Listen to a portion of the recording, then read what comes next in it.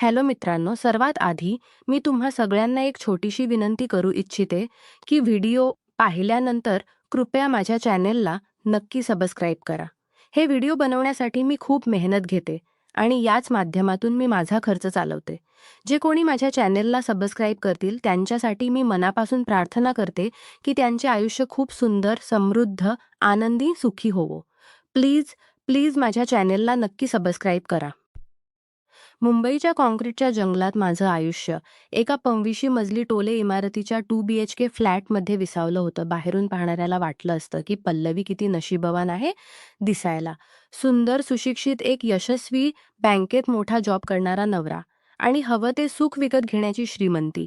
पण त्या भिंतींच्या आतलं सत्य फक्त मलाच माहीत होतं. माझं वय 32 आणि या वयात शरीरात आणि मनात ज्या भावनांची उबवी असते ती माझ्या आयुष्यातून हरवली होती. लग्नाला 8 वर्ष झाली होती. राहुलशी लग्न झालं तेव्हा सगळं स्वप्नवत होतं.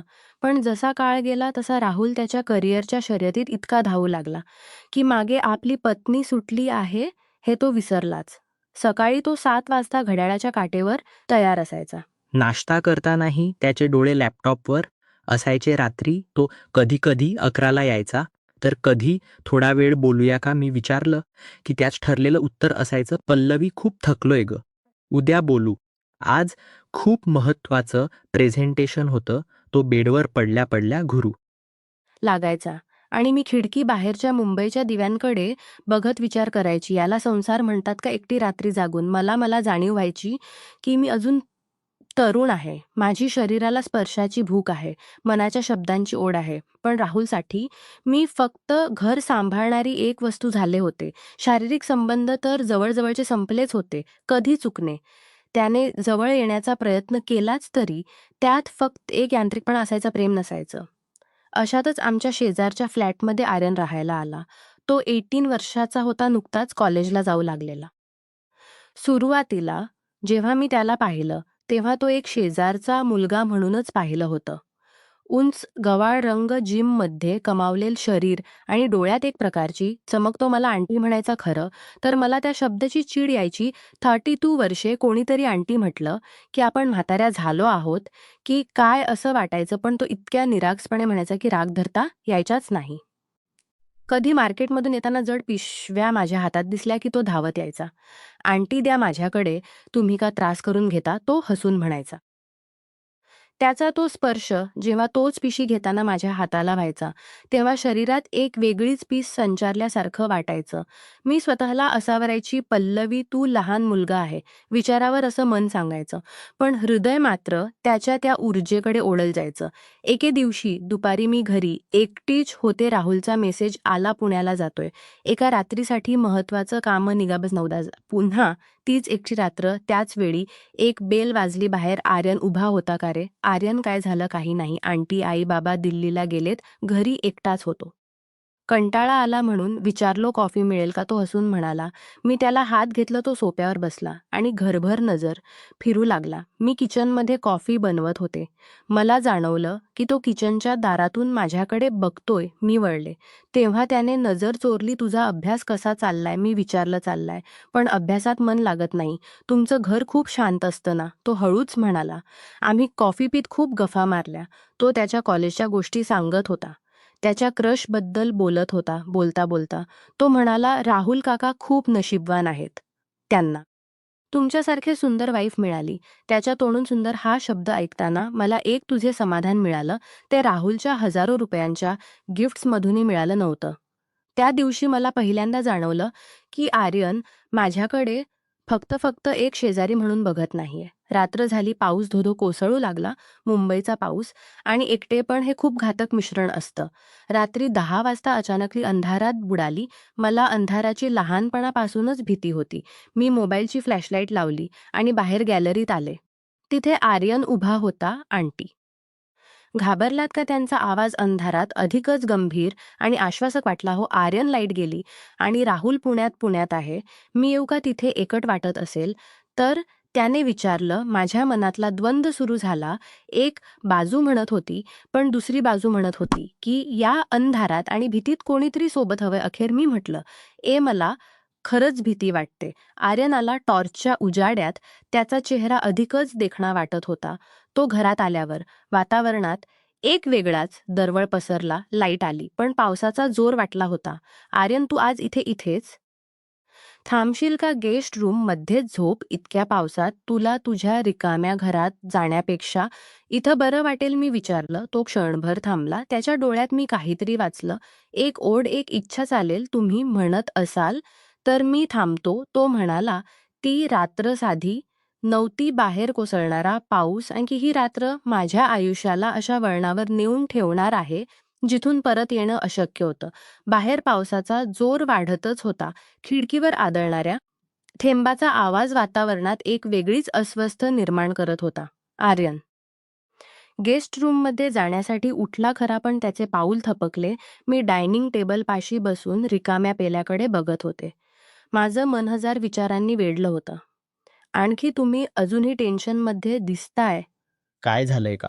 अरे यांनी हळूच विचारलं. तो आता माझ्या अगदीच्या उजड आता गेला होता आणि हॉलमधल्या डीम लाईटमध्ये त्याचा चेहरा अधिकच आश्वासक वाटत होता. काही नाही रे आर्यन, बस वाटत की आयुष्य कस एका जागी थांबलंय. राहुलला त्याच्या कामातून वेळ नाही आणि मला ह्या भिंती खाऊ दे.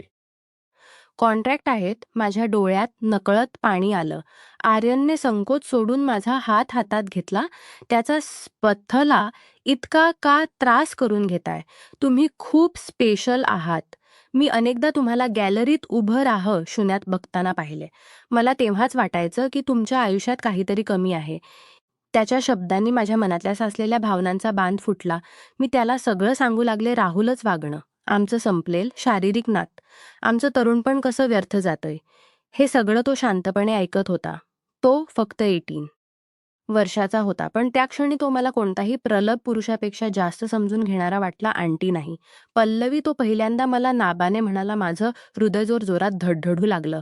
तुम्ही रडू नका, मी आहे ना. मला तुमची काळजी वाटते. रात्रीचे 1:15 वाजले होते. मी पाणी पिण्यासाठी किचनकडे वळले. शरीर थकलं होतं, पण डोळ्यात झोप नव्हती. गेस्ट रूमच दार अर्धवट उघडं होतं. आर्यन तिथेच बेडवर बसून मोबाईलमध्ये काहीतरी बघत होता. मला पाहताच तो उभा राहिला. झोप नाही आली. मी विचारलं, कशी येणार? तुमच्या डोळ्यातलं दुःख पाहिल्यावर मला झोप येणं शक्य नाही, तो हळू आवाजात म्हणाला. मी तिच्या रूममध्ये गेले आणि बेडच्या कोपऱ्यात बसले. तो माझ्या शेजारी येऊन बसला. आमच्यातलं अंतर आता खूपच कमी होतं. मला त्याच्या शरीराची उष्णता जाणवत होती. एका तरुण रक्ताची ऊब माझ्या गार पडलेल्या आयुष्याला जणू ऊब देत होती. पल्लवी, मी तुला खूप दिवसांपासून सांगू इच्छितो. तू खूप सुंदर आहेस, फक्त दिसायला नाही तर मनातून नाही. मला तू खूप आवडतेस. त्याने धाडस करून सांगितलं. मी दचकले. अरेन, हे तू काय बोलतोयस? मी तुझी आंटी आहे. माझं लग्न झाले. पण माझे शब्द फिके पडत होते, कारण माझ्या शरीराने त्याला आधीच होकार दिला होता. त्याने आपला हात माझ्या गालावर ठेवला. त्याचा स्पर्श हळूवार होता. लग्न झालंय म्हणून. काय झालं? भावना तर जिवंत आहेत ना. तुला हवंय ना कोणीतरी तुला जवळ घेणार, तुला प्रेम करणारं. मी काही बोलू शकले नाही. त्यांनी मला हळूच आपल्या मिठीत घेतलं. कित्येक वर्षानंतर कोणीतरी मला इतक्या घट्टपणे पकडलं होतं. राहुलच्या मिठीत एक अपचारी रिक्त असायची. राहुलच्या मिठीत एक एक ओढ होती, एक वेड होतं. मी त्याच्या छातीवर डोक ठेवलं आणि डोळे मिटून घेतले. पावसाचा आवाज आता संगीतासारखा वाटू लागला होता. त्याने माझे ओठ आपल्या ओठांनी स्पर्शले. ते पहिले चुंबन खूप निरागस आणि तीव्र होते. माझ्या शरीरात विजेची लहर धावून गेली. मी त्याला प्रतिसाद दिला. आमचे मने आणि शरीर आता कोणत्याही बंधनाच्या पलीकडे गेली होती. त्या रात्री त्या गेस्ट रूममध्ये आम्ही दोघे जगाला विसरलो होतो. पहिली वेळ आम्ही जेव्हा जवळ आलो तेव्हा त्यात एक प्रकारचा शोध होता. त्याने माझ्या शरीराचा प्रत्येक कोपराणू पहिल्यांदा उलगडला होता. मी त्याच्या स्पर्शाने शहारत होते. राहुलच्या व्यस्तमुळे जे सुख मला कधी मिळालं नव्हतं, ते आज या तरुण मुलाच्या मिठीत मला मिळत होतं. रात्रीच्या त्या प्रहरात आम्ही एकदा नाही, दोनदा नाही, तर 4 वेळा एकमेकांत विलीन झालो. प्रत्येक वेळी एक नवीन भावना होती. कधी त्यात तीव्र ओढ होती, तर कधी एकमेकांबद्दलचा अपार प्रेम. त्याने मला आंटीवरून पल्लवी केलं होतं आणि मी त्याला एक मुलावरून माझा प्रियकर मांडलं होतं. पहाट्याचे 4:30 वाजले होते. आम्ही थकून एकमेकांच्या मिठीत पडलो होतो. बाहेर आता पाऊस मंदावला होता, पण माझ्या मनातलं वादळ आता शांत झालं होतं. पल्लवी, तू मला फक्त माझी आहेस, तो माझ्या कानात कुजबुजला. मी फक्त त्याच्याकडे बघत राहिले. मनात आपर्दीपणाची एक छोटीशी लहर होती, पण त्याच्या प्रेमळ नजरेने ती लगेच पुसली गेली. मला माहीत होतं की हे नातं जगाच्या नजरेत चुकीचं आहे, पण माझ्यासाठी ते जगण्याचे एकमेक साधन होतं. पहाटेचे 5 वाजले होते. खिडकीबाहेर आता पावसाची रिपरिप थांबली होती, पण झाडांच्या पानावरून पडणारे थेंब अजूनही त्याच रात्रीची साक्षी देत होते.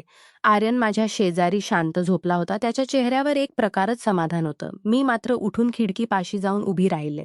अंगावर घेतलेली ओढणी सावरताना मला माझ्या शरीराच्या प्रत्येक कणात एक वेगळी जाणीव होत होती.